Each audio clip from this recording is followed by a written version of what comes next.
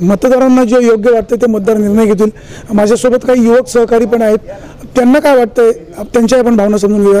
तुम्ही इतरांचं सगळं म्हणणं ऐकलं, तुम्हाला काय वाटतं? दादाच्या वयासाठी या वर्षी म्हणजे कारण पुढं जी कामं पेंडिंगला राहिल्यात बुवा, आता समजा रोड चालू आहे, रोडचं काम पेंडिंग आहे ते, तर त्यांच्या माध्यमातून होऊन आणि हे जर निवडून आले त्यांना 5 वर्ष कामं आणण्यात आणि चालू करण्यातच त्यांचे 5 वर्ष निघून जातील.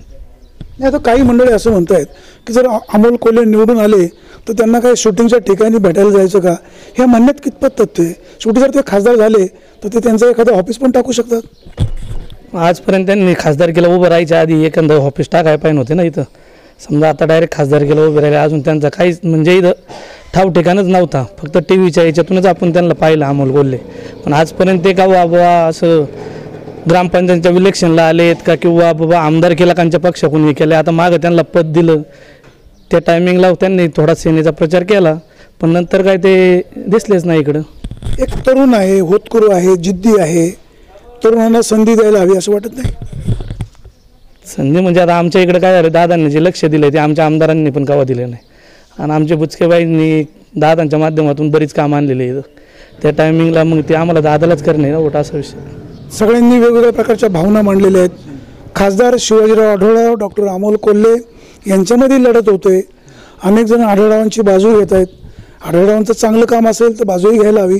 डॉक्टर अमोल कोल्हे एक नौखा तरुण आहे, काहीतरी करू शकतो, एक जिद्द बाळगणारा युवक आहे, एक चिकाटी घेऊन निवडणुकीला सामोरं जाते.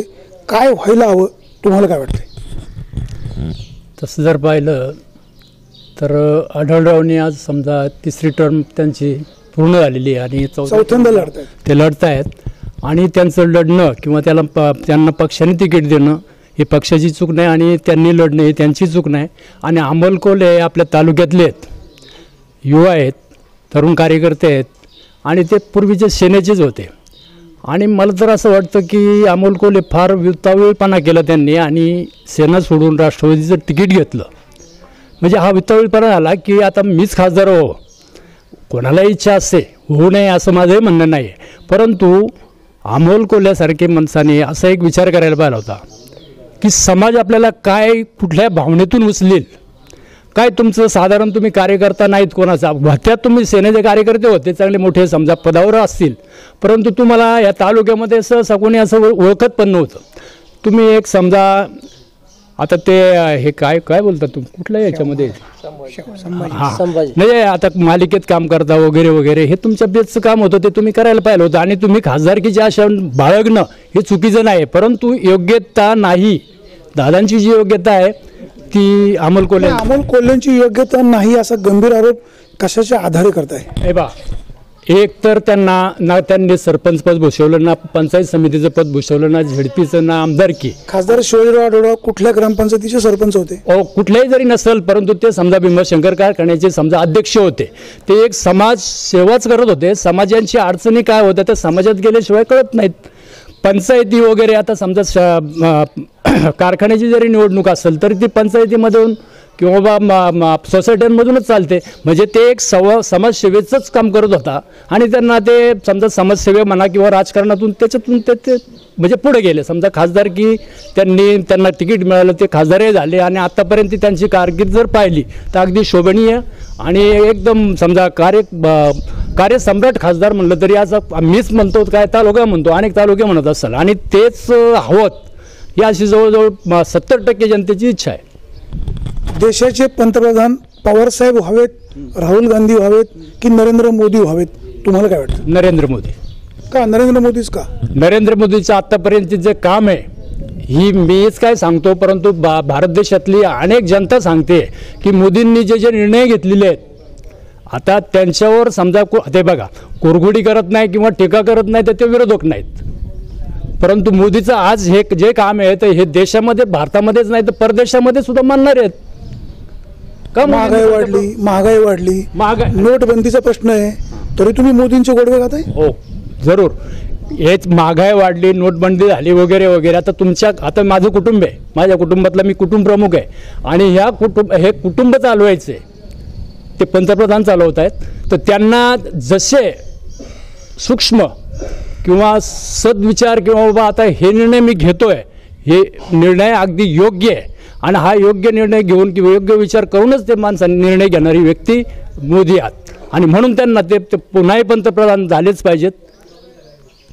नोटबंदीच्या निर्णयामुळे सर्वसामान्य माणसाला त्रास पण मोठ्या प्रमाणात झाला. हे हितसंबंधी लोकांना झालं असेल, हे सर्वसामान्य आमच्यासारख्या किंवा आमच्यासारख्या सर्व नोटबंदीच्या संदर्भामध्ये लोकांना रांगेमध्ये उभं राहावं लागलं, त्याच्यामध्ये काही लोकांचं बळी पण गेला.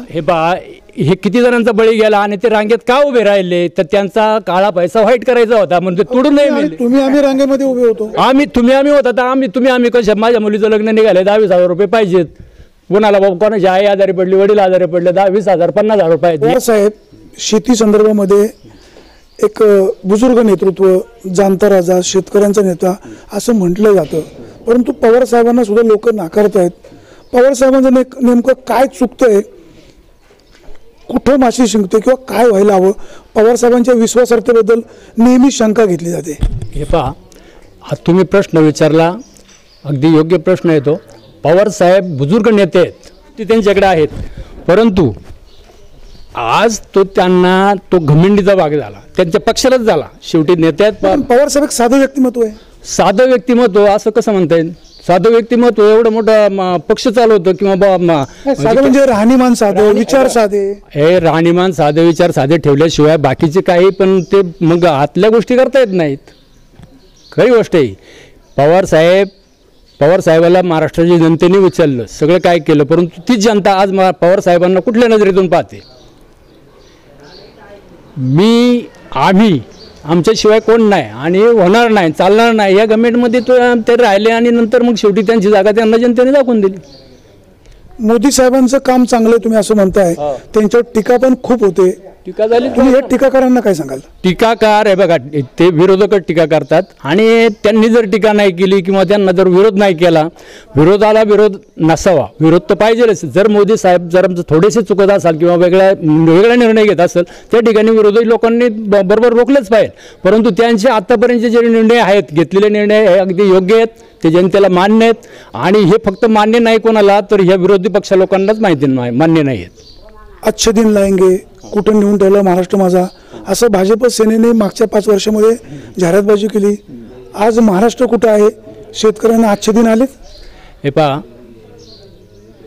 ह्या कुटुंबामध्ये अनेक व्यक्ती असतात, 5-25 व्यक्ती, त्याच्यामध्ये प्रत्येकाची इच्छा मागणी वेगळी असते आणि त्या कुटुंब प्रमुखाला एकाच वेळी 25 लोकांची मागणी पूर्ण करणे हे शक्य नाही.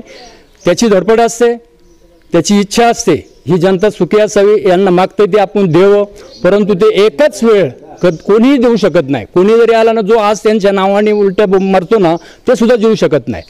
पण प्रयत्नशील आहेत, ते करणार, प्रयत्न करणार, प्रत्येकाची मागणी पूर्ण करणार आणि मोदीसारखी व्यक्ती पंतप्रधान पुन्हा व्हावं ही वैयक्तिक माझी तरी सदिच्छा. डॉक्टर अमोल कोल्हे शिवसेनेमध्ये उपनेते होते, ते आता राष्ट्रवादी काँग्रेसमध्ये गेलेत. म्हणजे सेनेचेच 2 कार्यकर्ते, म्हणजे एक माजी कार्यकर्ता, एक विद्यमान कार्यकर्ता, आपण असं पण म्हणू. लढत कशी होईल? लढत म्हणण्यापेक्षा आहे ना, आता त्यांनी उतावीळपणा केला. पहिले मी सांगितलं तर लढत जरी झालीत 20% अधिक तरुणांची 10, 30%. आता अधिक जरी गेली ना 10% तरी 40% त्यांना, 60% दादाला मतदान होते. हे विरोधी पक्षांनी इतकी कंबर कसलेली आहे ना, फार अशी सगळी गठबंधन त्यांनी एकत्र केलेली आहेत आणि दादाला पाडणं हा एकच त्यांचा निर्णय आहे, परंतु तो कदापि शक्य होणार नाही आणि तो तडीच पण जाणार नाही. कारण दादांच्या नावामध्ये पण एक काय आढळराव आहे आणि मला तर असं वाटतं ना की ही व्यक्ती आणि हे पंचवार्षिक जिंकणार आहे कोण. आता यांना टी व्हीवर यांना पाहण्यासाठीच लोक जातात, यांना पाहिलंच नाही कोणी. एक अभिनेता आहे, यांना त्यांना लोक आहे ना पाहायला जमा होतात, कोण कोल्हे बाबा, यांना कोणी पाहिलंच का, कोण कोल्हे म्हणून गर्दी होते, म्हणून ती गर्दी होते पाहण्यासाठी. आणि यांचं काम काय आहे? काय काम? काही काम नाही. आता मालिकेमध्ये एवढं संभाजी महाराजांचं काम केलं. ठीक आहे, आमचं हिंदू धर्माचं एक समजा दैवत आहे, ते त्या दैवताचं काम केलं. मग आता समजा मला पण उद्या कोणी म्हटलं जा बाजीप्रभूंचं काम करा, हां ते होईल का माझ्या ज्यांनी? म्हणून मी काय म्हणतो का अमोल कोल्हे यांनी तेच काम करायला पाहिजे होते. ह्या कामात काही उसाची गरज नव्हती त्यांना, खरं की नाही? या निवडणुकीमध्ये खासदार शिवाजीराव आढळराव, डॉक्टर अमोल कोल्हे यांची लढत होते. तुम्ही असं म्हणतायत की खासदारांचंच काम सक्षमपणे चांगलं आहे. त्यांचं काम तसं असतं, ते जनतेने त्यांना नाकारलं असतं ना, का नसतं नाकारलं. 3 टर्म त्यांना निवडून दिलेले आहे आणि ह्याही वेळेला दादा त्यांना पक्षाने तिकीट दिले आणि ते यांची योग्यता आहे.